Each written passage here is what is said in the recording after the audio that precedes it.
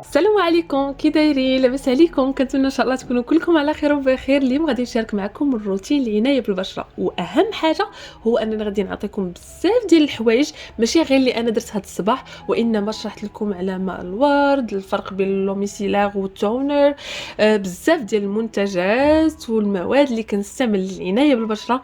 النتيجه مذهله، ماشي غير رائعه وصافي. صدقا الروتين كيشكل واحد الفرق مهم جدا باش توصلي لواحد البشره اللي انت كتمنايها. اكيد الكمال لله سبحانه وتعالى، ولكن فعلا كاينين مشاكل اللي فريمون كيكونوا بساط، ولكن كيوليو واحد المشكل كبير عند بعض الاشخاص. فقط الاختلاف كيكون في الروتين وطريقه العنايه في البشره. باش نتفاهموا على واحد المساله، هو ان هذا الروتين اللي كنشارك معكم فيه بعض الاشياء اللي انا كنديرها يوميا، وبعض الاشياء اللي كتبقى على حسب المورال. غير انا حاولت ما امكن نشرح كل شيء اللي كيدار في الصباح، ماشي كل شيء، وانما حاولت ما امكن نذكر جميع النقاط اللي غادي تفيد بزاف ديال الناس، سواء البشره جافه مختلطه، الناس اللي كيعانيوا من ليكزيما. يعني الكثير من الاشياء اللي حاولت ما امكن انها تكون مفيده. اول حاجه في الصباح البنات اللي ضروريه ومهمه جدا، وكنعتبرها كتشكل 50% من النضاره ديال البشره، هو النظافه الصباحيه. النظافه من بعد ما كديري المكياج ديالك وتكوني درتي وخرجتي ورجعتي للدار، من بعد ما كتكوني درتي بزاف ديال الاشغال في البيت. واول حاجه من مجرد اننا كنقولوا نظافه البشره هي الاداه والماده. الاداه هنا اللي غادي نلح عليكم انكم تاخذوا ماشي فوريو، وانما غير الفرشاه البسيطه ديال السيليكون. صراحه انا من تجربتي الخاصه ومع الاحترام ديال اراء الجميع، فوريو او الفرشاه البسيطه ديال السيليكون عندهم نفس النتائج ونفس الدور، بلا ما تحاولوا انكم تمشيو تشريوها لانها غاليه، والفرق بيناتهم لا يكاد يرى بالعين المجرده. فريمون كينظفوا مزيان، والدور ديالهم هو انهم يساعدوك على التنظيف بسرعه. خصوصا انا كنعرفوا، انا كنهضر ننطلق من ذاتي، شي مرات كنكون مزروبه خصني دغيا ندير الصابون نغسل وجهي ونخرج، وداك الفرشاه كتساعدني بزاف. انا ما كنستعملش دائما فوريو باش نكونوا متفاهمين، اما هاد الفرشاه ديال فوريو، اما الفرشاه العاديه ديال السيليكون. لا فريمون كتعاون بزاف، فكنتمنى انكم تشريوها. انا هذه خديتها من شي ان، رطيت بزاف، جاني واحد الاختلاف بسيط بينها وبين الفرش اللي كيتباعوا في المحلات العاديين. وخلاص ديال فوريو راكم عارفين انها يعني دارسين عليها وبزاف د الحوايج. غير هو بحال ممكن تشريو ديال فوريو، كيف ما ممكن انكم تستعملوا هاد الفرشات هذه. وهنا غادي نهضروا على واحد المساله. البشره ديالنا كيف كيعرفوا الاغلبيه، كنظن انكم تكونوا كتعرفوا هذه المساله، ان البشره ديالنا حمضيه، وكل ما كانت الحمضيه ديال البشره ديالك متوسطه كتكون خاليه من العيوب، ما فيهاش مشاكل، ما فيهاش الكثير من الاشياء. هنا علاش كنصحوك اغلبيه الاطباء تبعدي على الصابون العادي وهكذا باش كتحافظي على الحمضيه ديال البشره ديالك.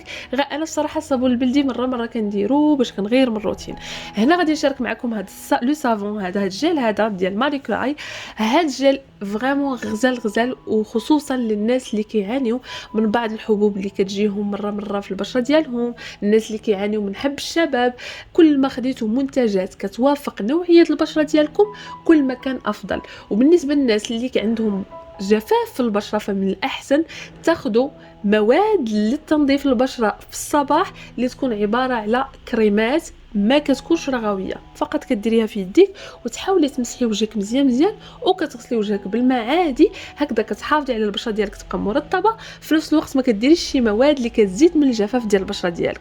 واستيوس الثانيه اللي مهمه بزاف للناس اللي ايضا عندهم معاناه شديده مع البشره الجافه، فالا كانت عندك مشكل كبير مع الجفاف ديال البشره، من الافضل غادي تاخدي واحد القطن لوميسيلاغ اللي ما عنده حتى شي علاقه بالتونر. هنا الشيء اللي غنستعمل القطن، كديري لوميسيلاغ ديالك اللي غادي يكون خاص بالنوعيه ديال البشره. انا هنايا عندي ديال غارنيي، ممكن ديروا ديال بيوديرمال، ممكن ديروا ديال اي ماركه. انا بالنسبه لي تقريبا كلهم كيبقاو نفس المكونات ونفس النتيجه، اللي هي تنظيف البشره بعمق من الشوائب اللي عالقه، ماشي التنظيف النهائي. من بعد ما كنمسحوا البشره ديالنا بهاد لوميسيلاغ، وهاد المساله خاصه بالناس اللي عندهم البشره جافه، كيغسلوا وجههم بالماء. والناس اللي عندهم بشره عاديه او البشره دهنيه، فمن بعد ما كيغسلوا البشره ديالهم بالجل صافي كيغسلوا وجههم بالماء وها حنا سالينا.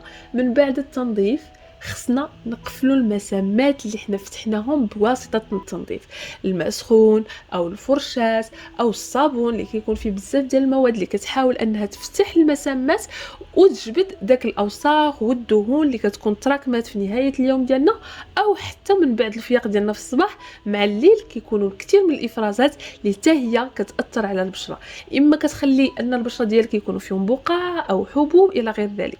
ودائما وابدا او اكثر حاجه كنرشحها لكم هي انكم تستعملوا الماء ورد. انا الصراحه الماء ورد البنات راه واحد الفتره كنت كنشربه وفريمون لحد الان انا كنحاول ما امكن نشوف شي واحد اللي كيقطروا على اليد باش نبقى نشربه. هذا الماء ديال الماء ورد كناخذه مع عند صاحبتي، ولكن انا دائما كنت كنستعمل سواء من لا فارماسي سواء كنجيب ديال قلعه مكونه تقريبا بحال البنات ممتازين، فقط كنحطهم في الثلاجه. كاين الناس اللي عندهم حساسيه من الماء ورد فمن الافضل ما يستعملوه، وكاين الناس اللي ما عندهمش حساسيه ولكن كيبغيوه يكون كمرطب، لان كنعرفوا الدور ديال الماء ورد قابض للمسام وفي نفس الوقت كينشفها من الدهون. لهذا هنا ممكن ان الناس اللي عندهم بشره دهنيه يزيدوا بعض القطرات من لاغليسيرين فيجيتال هكذا باش كتخليو داك الماء الورد يكون مرطب ماشي ينشف لكم البشره. وكنصحكم بهذا هاد الجليسيرين هذا من هاد الشركه اللي واخده مع صديقتي سلمى من صفحتها شوبينغ باي سلمى، غادي تلقاو الرابط ديالها في صندوق الوصف. كندير فقط تقريبا واحد القرعه صغيره هذيك اللي كناخذوا معنا ملي كنكونوا مثلا مسافرين عبر الطائره، هذيك كتعمريها بالماء ورد وديري واحد 4 ديال القطرات ديال الماء الجليسيرين. كيف كتشوفوا كنوض في الصباح وكندير بزاف ديال الاشياء في الروتين ديالي بدون ارهاق وبدون تعب. اكيد شي مرات كيكونش عندنا المورال، شي مرات مبرصطين، شي مرات مخلوعين، هذوك مسائل كيكونوا استثنائيين، حنا كنهضروا على العاده.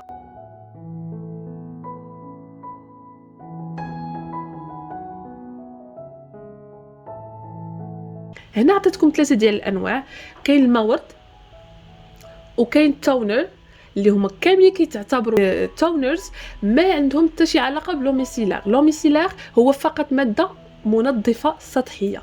هنا التونر هذا فيه الكحول، فمن الافضل تستعملوه في المساء، وانا بصراحه مره في المساء مره في الصباح، فكندير الواقي الشمس ديالي وصراحه وافقني بزاف. هاد الماركه هذه عجبتني بزاف. ممكن تعوضوا الماء ورد بهذا التونر هذا، كيف ما ممكن تاخذوا اي تونر كيعجبكم كيرضيكم. والناس اللي عندهم مشكل مع الماء، حيت خصكم تعرفوا ان كاينين الناس اللي ما عندهمش حساسيه فقط من بعض المواد بحال مثلا الماء ورد، وانما عندهم الحساسيه حتى الماء. هنا غادي نعطيكم هذا التونر ديال بيونغ يانغ يو. هاد التونر هذا اللي مصنوع من واحد الزهره ما فيش اضافات نهائيا. صراحه كيجيني ثقيل شويه على البشره وما كنحسش بالانتعاش، ولكن كيبقى حل ممتاز للناس اللي كيهربوا من المواد اللي مثلا بحال ماء الورد او تونرز اللي كيكون فيهم الكحول الى غير ذلك. فكيبقى هذه الماده اللي هي انتاج ياباني وبصراحه ماده طبيعيه ممتازه للناس اللي عندهم حساسيه من الماء. هنا كيجي الدور ديال هذه الماده هذه، وغادي نقول لكم في التالي الروتين شنو درت هذا الصباح. انا هنا كنشرح لكم بعض المواد اللي غادي تفيدكم. هنا هذه الماركه هذه ديال بولاس تشويس، هذه الماركه اللي هي عباره على تونر مقشر لان فيه البي اش ا 2% اللي كتعاون باش دير واحد التقشير سطحي. وهنا غادي ننصحكم بهذه الماده الناس اللي كيقلبوا مثلا يديروا بعض المقشرات اللي كتكون صعيبه بزاف، فكيبقى هذا مقشر خفيف وما كيأثرش على البشره وكينظف المسامات بعمق.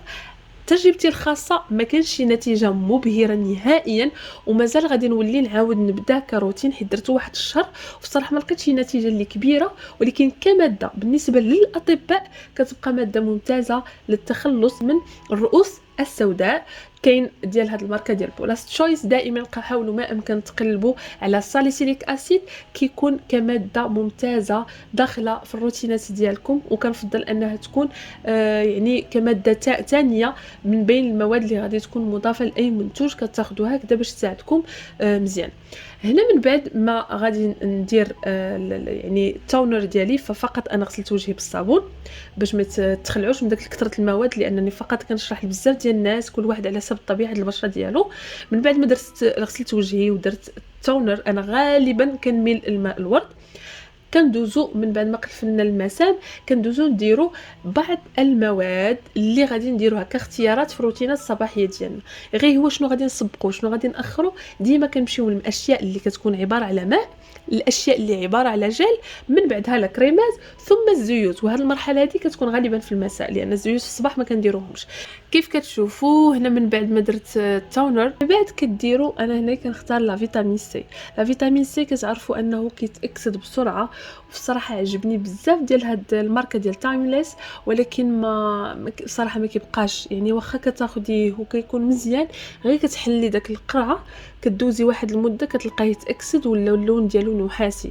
فمن الاحسن انكم تحاولوا تجربوا مواد اخرى. انا كنحاول لحد الان نلقى شي ماده اللي زوينه، جربت كثير من المواد من قبل وكانت نفس المشكل ومعروف جدا. لا فيتامين سي اللي كيكون بحال هكذا يعني خام اللي هو ال اسكوربيك اسيد ضروري انه تكون كمنتج اولي، وهنا اختاريت انه يكون 20% باش كتكون النتيجه ديالو ممتازه. فعلا عنصر مغذي ومشرق للبشره وكيساعد بزاف بزاف بزاف نتحسن البشره من المظهر ديالها. من بعد غادي يجي الدور ديال الاشياء اللي كتكون هكذا هلاميه جل. من بعد الاشياء اللي كنديروها كتكون على شكل ماء، عاد كيجيو الاشياء اللي كتكون هلاميه ومن الخفيفه للثقيله. هنا وريتكم جوج ديال المنتجات، عندنا الهايلورونيك اسيد وعندنا النياسيناميد اللي مع الزنك، وبصراحه ماده ممتازه. انا هاد الماده هذه او هاد جوج المواد من شركه ذا اوردينري كنت استعملتهم في هذه تقريبا واحد العام وما عطاونيش شي نتيجه، بالعكس حسيت بالبشره ديالي كتزيد تاخر لانني كنت درتهم مع الريتينول من نفس الشركه. من بدلت الريتينول ديالي اللي هو مقشر مسائي خليته من شركه اخرى، بصراحه كانت نتيجه مبهره مع هاد النياسيناميد. وغادي ندير لكم فيديو خاص بهاد الشركه لان كاين بعض المواد اللي خطيره وممتازه وخطيره بشكل ايجابي، وكاين مواد اللي سيئه جدا وغادي نحذركم منها. فاكيد الا كنتوا باغيين هاد الفيديو قولوا لي في التعليق. هنا غادي نوريكم من بعد ما كندير هاد النياسيناميد غادي تشوفوا الهايلورونيك اسيد ما درتهاش لان كيف قلت لكم ما كنديرش بزاف ديال المنتجات في الصباح، فانا فقط كنشارك معكم هاد الروتينات. كاين روتين في من بعد الصلاه فعاود ما كندير نياسيناميد كندير الهايلورونيك اسيد. وديال هاد الشركه هذه بالضبط ديال ذا اوردينري ماشي شي حاجه اللي واو، كاينين هايلورونيك اسيد من بعض الشركات اللي ممتازه. غير سالي هذا المنتج هذا وغادي نشاركه معكم ان شاء الله. من بعد منهم مباشره كيجيو المواد الكريميه، وهنا غادي ندير المرطب. شاركت معكم جوج ديال الانواع ديال المرطبات. كيف كتشوفوا المرطب الاول اللي هو من نفس الشركه اللي شاركت معكم بالنسبه للتونر كيجي رائع. الماده مائيه كريميه لان كتصلح للبشره اللي كتكون معرضه للحبوب او الحب الشباب. وكاين الماركه الثانيه ذا انكليست غزاله بزاف بزاف بزاف. انا واخا كاتبين البيبتايد يعني ما فيش هذه الماده. هاد الكريم المرطب رائع كيعطي واحد الترطيب ممتاز. ما كنظنش انه غادي يوافق بزاف البشره الجافه لان البشره الجافه خصها ترطيب اكثر. علاش عندي جوج ديال انواع الكريمات؟ الكريم الاخر كيدار في الفصل ديال الصيف لان البشره كتكون دهنيه اكثر، وفي الفصل ديال الشتاء كتكون البشره محتاجه لترطيب اعمق. فداك الشيء علاش عندي حتى هاد الماركه ديال ذا انكليست. والناس اللي ممكن انهم يقتنيوها فكنقول لكم غير خذوها. والثمن ديالها بالمناسبه راه ما كيتعداش واحد 130 درهم 140 درهم، غزال بزاف بزاف. كيف كتشوفوا هاد الكريم راه كيبان لكم انه زيتي نوعا ما، ماشي بحال الكريم الاول اللي خاص بالبشره الدهنيه 100%، وفعلا كيرطب بلا ما تلقاي لا دهون لا حتى شي حاجه. وسالينا من الترطيب، واكيد اهم من هادشي كاع كامل نقدر نختزلهم لكم في التنظيف والترطيب وواقي الشمس. كيبقاو الاشياء الاخرى اللي هي كتغذيه، يعني كل واحد والمجهود ديالو وحبوا لذاته شنو باغي يدير. ممكن تختصروها بمواد طبيعيه، ممكن تختصروها وتسايروا العلم والبحوث العلميه، ممكن ديروا بزاف ديال الاشياء وكل واحد وكيفاش باغي النتيجه للبشره ديالو. هنا من بعد ديك التماره كامله اللي ممكن ديري في الصباح الا ما درتيش واقي الشمس كوني اكيده تقدر تقلب النتيجه للسيء والاسوأ. فضروري من واقي الشمس مع كل ساعتين خصك ديريه.